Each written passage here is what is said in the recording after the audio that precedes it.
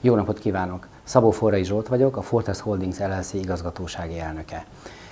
Ezúton szeretném megköszönni, hogy szólhatok Önökhöz, és szeretném bemutatni a jelenlegi helyzetet cégünk tekintetében, annak érdekében, hogy Önök egy hiteles tájékoztatást tudjanak tőlünk kapni.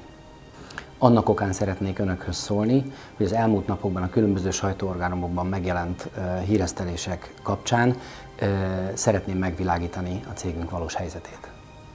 Máltai bejegyzésű vállalat vagyunk, és az angol száz jogrend alapján végezzük működésünket. Ezt úgynevezett bizalmi vagyonkezelésnek hívják, ami az angol száz országokban sok évszázada bevett szokás, egy rendkívül kimunkált és jogszabályokkal rendkívül jól körülhatárolt tevékenységi kör, konkrétan Nagy-Britanniában már 1000 éve létezik. Ez az a terület, ahol mi tevékenykedünk, és ez az, ahol jogvita keletkezett a magyar hatóságok szakértői és a mi szakértőink között. A jelenlegi helyzet forrása ez. Ennek a jogvitának egyik fontos eleme, hogy az e fajta jogrend ismerete Magyarországon még nem elterjedt. Ez egy rendkívül új dolog hazánkban. Idén március 15-e környékén fogadták el ezt a törvényt, de még alkalmazni nem különösebben lehet az országban, mivel végrehajtási rendeletek és szabályzatok nincsenek hozzá. A jelenlegi helyzetben minden munkatársammal egyetemben azon dolgozunk, gyakorlatilag 7 nappal átéve, hogy ezt a helyzetet valamilyen formában orvosolni tudjuk, hogy feloldjuk azokat az ellentmondásokat, amik a médiákban megjelentek rólunk. Szeretném itt hangsúlyozni, hogy mi soha senkit ebben az országban még nem vertünk át, soha senkit nem rövidítettünk meg, és ezután sem fogjuk ezt tenni. Minden ügyfelünkkel próbálunk kapcsolatot tartani, akár élőszóban, akár telefonos kapcsolatot, mindenki a helyén van, dolgozunk, végezzük a munkánkat, és mindent elkövetünk azért, hogy a szerződéses kötelezettségeinknek eleget tudjunk tenni.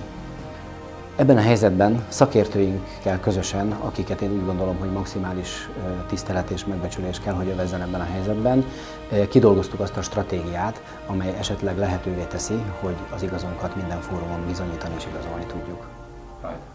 Szeretném külön az ügyfeleink felé hangsúlyozni, és mindenkit biztosítani arról, hogy a még hátralévő kifizetésekre, amelyek azon ügyfelek tekintetében esedékesek, akiket eddig már részben vagy még egyáltalán nem fizettünk ki, a teljes összeg rendelkezésre áll, és folyamatosan teszünk azért, hogy ez minél előbb a megfelelő ügyfelekhez eljusson, és a szerződéses kötelezettségünknek maximálisan eleget tudjunk tenni.